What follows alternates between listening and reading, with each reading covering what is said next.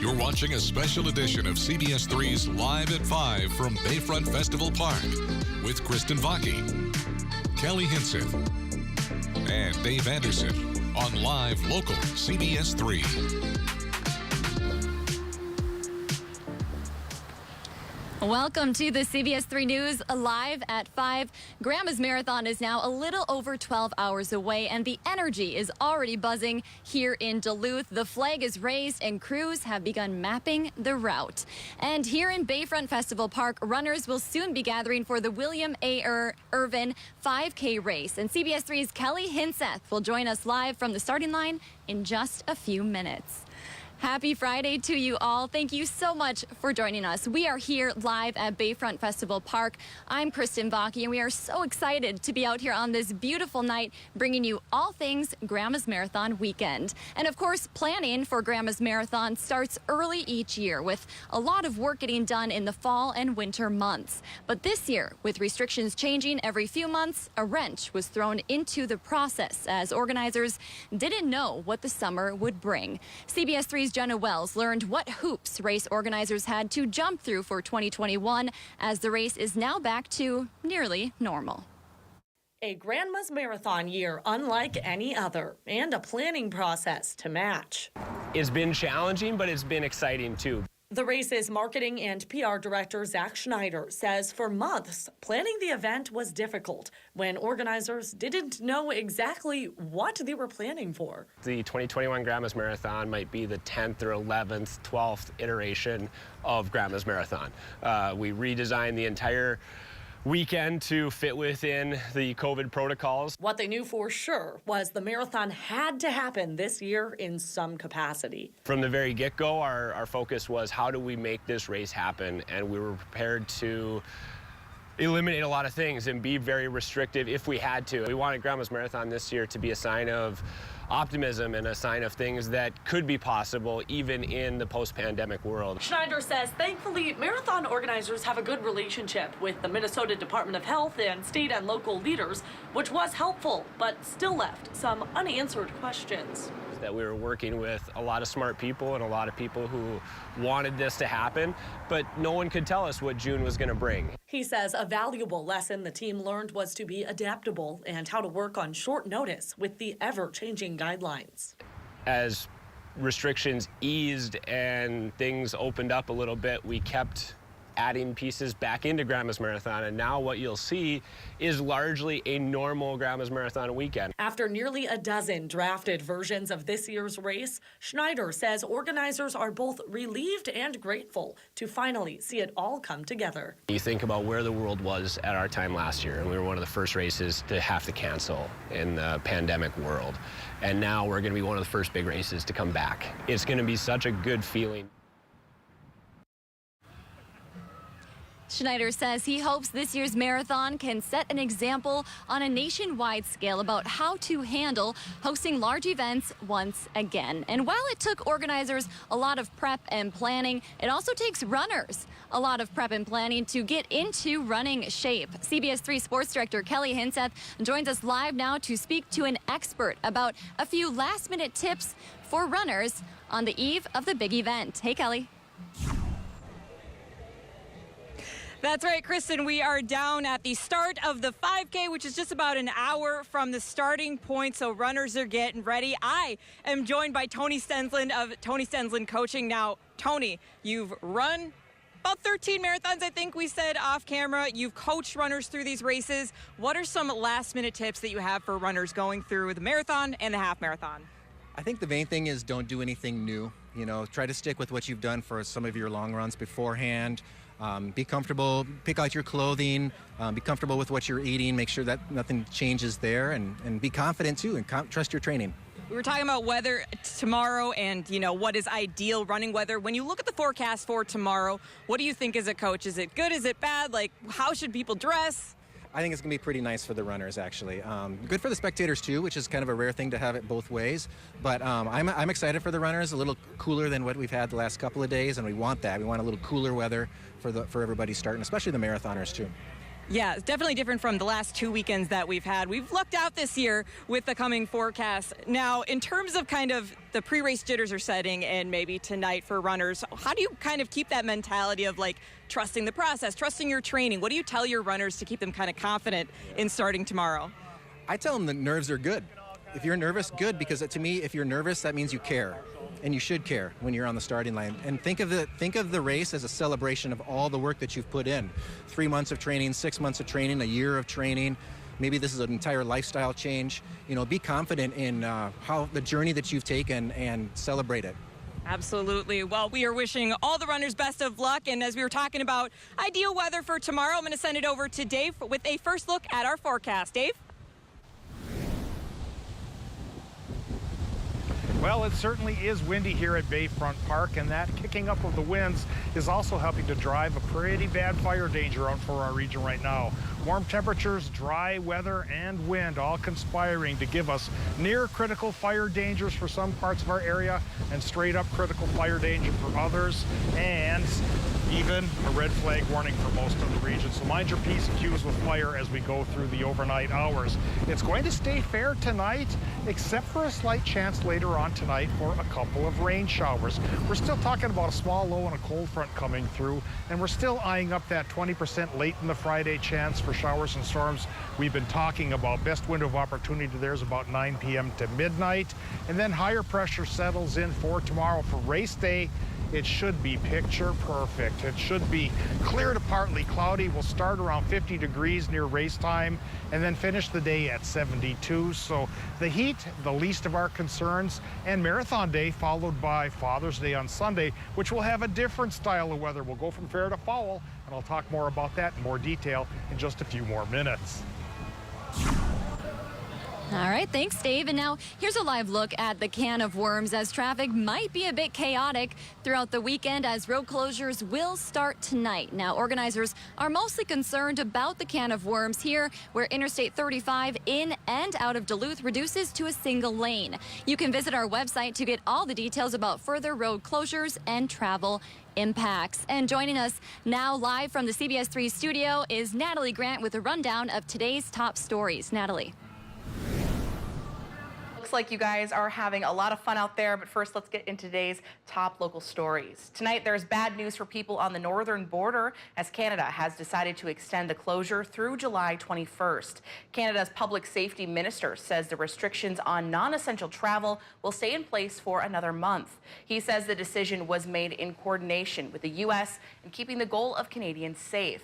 The closure has hit northern businesses hard, cutting traffic to almost nothing. And tonight, after 3 people died in crashes in Itasca County, the intersection in just this last month, community leaders are now working on a safety solution. Tonight at 6, we're learning more about how the groups are working to meet the community's demands for these improvements. A longtime Duluth police canine is hanging up his leash. Officer Rob Hurst announced Canine Hondo's retirement earlier this morning. The two have patrolled Duluth together for the past 6 years. While Hondo's specialty was explosion detection, he was also served as a way to connect with the community. The Hurst and Hondo duo is known for making public appearances and sharing their experience on the force on social media. We'll have much more coming up tonight on the CBS3 News at 6 and 10. But for now, I'll send things back out to Bayfront Park for more Grandma's Marathon fun. Kristen. Thank you, Natalie. And still to come on this special edition of Live at 5, you sent us your photos. And after the break, we are going to wish some runners good luck. Stay with us. Welcome back to the CBS3 News Live at 5. As runners get ready for Saturday's big race, food is a crucial part of the prep work. The Michelina's all-you-can-eat spaghetti dinner has been a pre-race tradition since Grandma's Marathon began in 1977. CBS3's Kendall Jarbo joins us from the dinner now. Kendall, is it pretty packed in there? Hi, that's right, Kristen. I'm in the Lake Superior Ballroom. You can see so many people flooding in to enjoy the all-you-can-eat spaghetti dinner. There's some serious carb loading going on right now. People are lining at the door to purchase their ticket. They come over to this area and stock up on spaghetti, bread, Caesar salad. Some fun facts for you. It took 2,000 pounds of dry noodles to make enough spaghetti for tonight's dinner. Also, They made more than 20,000 meatballs. That's a lot of meatballs, you guys. It's also a community effort, too. If you need a cup of joe, there's coffee from Duluth Coffee Company, also cookies and treats from Superior Foods, from Super One Foods. And it's just a great time for the community to come out together and enjoy some great food and great fellowship. So if you don't have dinner plans, Kristen, Kelly, I suggest coming out for some spaghetti.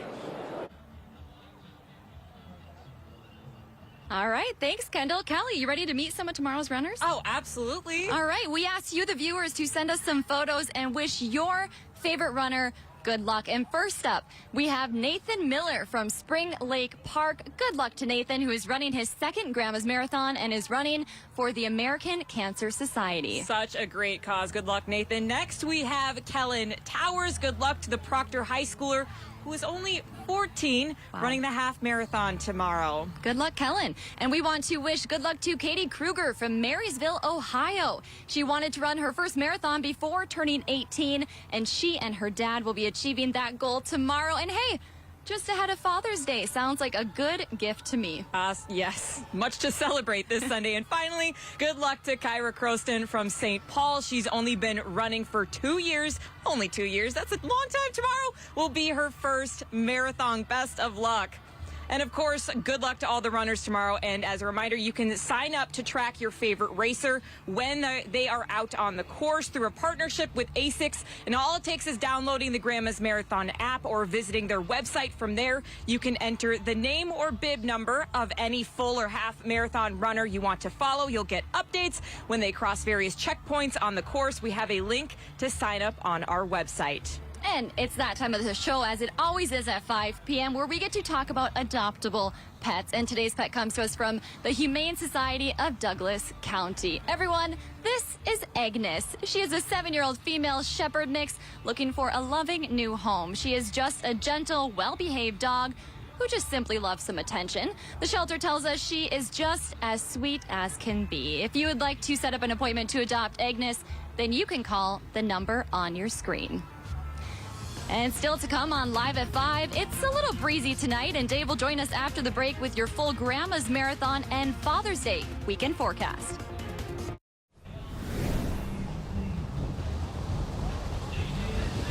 Well, things are starting to kick up a notch here down at Bayfront Park as the music has started and the runners for the 5K are getting all antsy and get towards the starting line. And the weather, it's just fine. Yeah, it's a little bit windy, but it's not overly warm.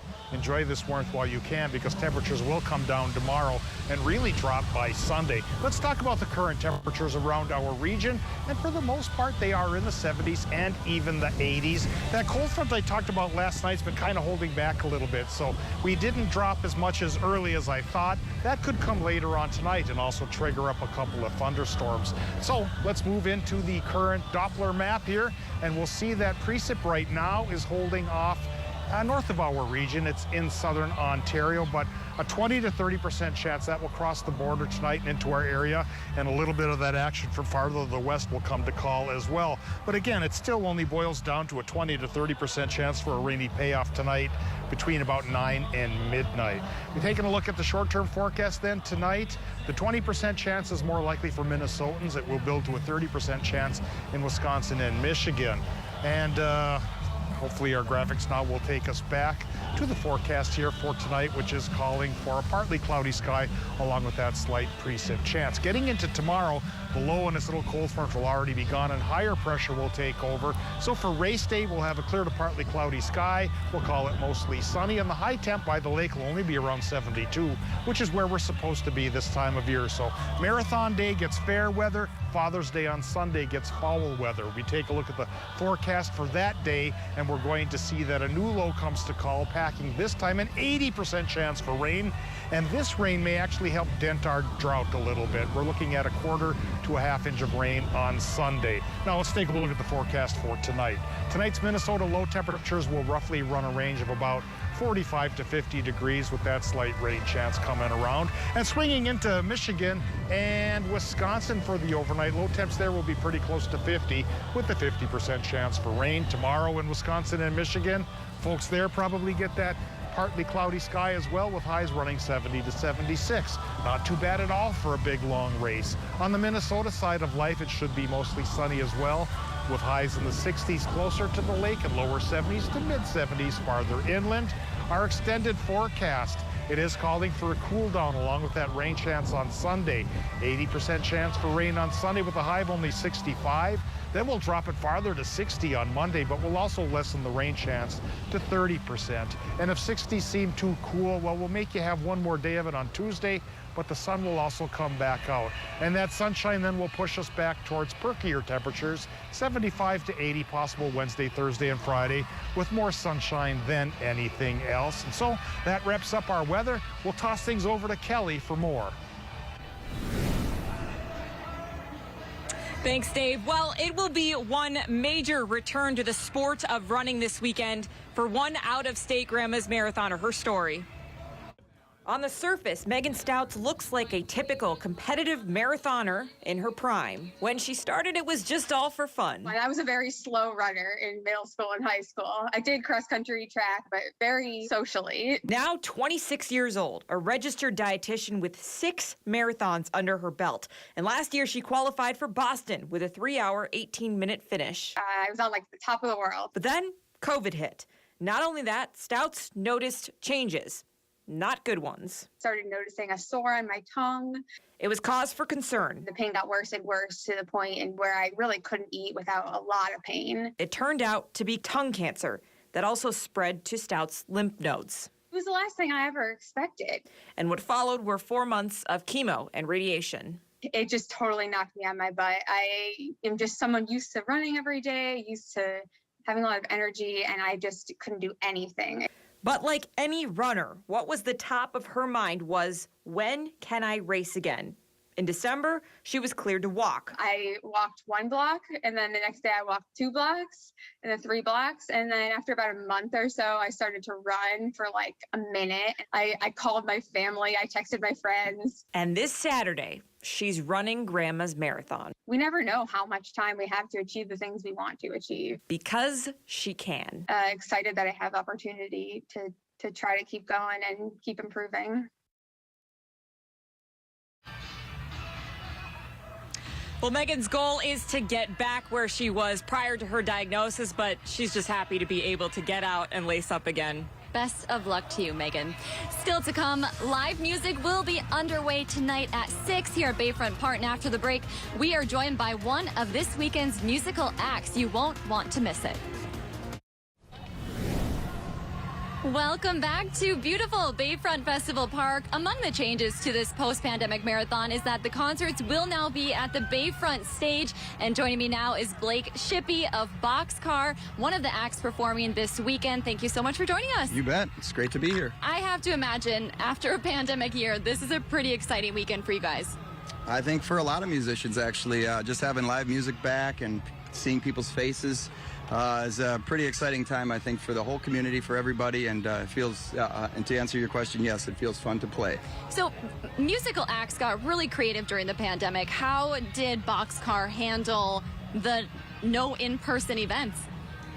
Well, we actually did a lot of, personally, for me, I did a lot of writing, so I wrote a lot of new music, which will go into works of an album here coming in the next year, but we also released a covers project where we went into the studio and laid down 11 or 12 tracks of just other people's music. So that was a good way to stay, healthy in music and being involved and safe. Yeah. Well, I would say Bayfront is a pretty great comeback venue. What are you most looking forward to this weekend? Mostly just, I feel so lucky that we had this weather that has graced our presence here, and even tomorrow too. So we're going to be playing tonight, this evening, from 6:30 to 8:30, and then again tomorrow, more during the day, from 12:30 to 2:30. But there's a lot of other great bands as well. That's an all-day event. But mostly what I'm just looking for is just people to be able to be out and feel the weather and be amongst a community and having fun and relaxed. It really does feel good to be kind of past the whole lockdown stage. And here's some good music as well. Oh, for sure. Wow, yeah, that's the bonus. Yes. For sure. Well, thank you so much, Blake, Absolutely. for joining us. And we will be right back after the break. Stay with us.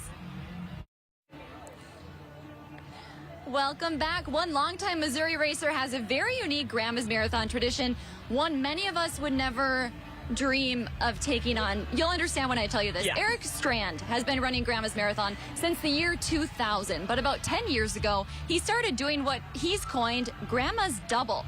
He wakes up around 3 a.m. on the day of the race, running 26.2 miles from Canal Park to the starting line. Then he turns around and runs the course again with the rest of the athletes. And for those of you at home, that adds up to 52.4 miles. I'm already tired. Strand said this tradition all started when he began running longer races like a 100-miler in Colorado. And tonight at 6, we will hear from Strand and how excited he is to be back in Duluth for this year's race.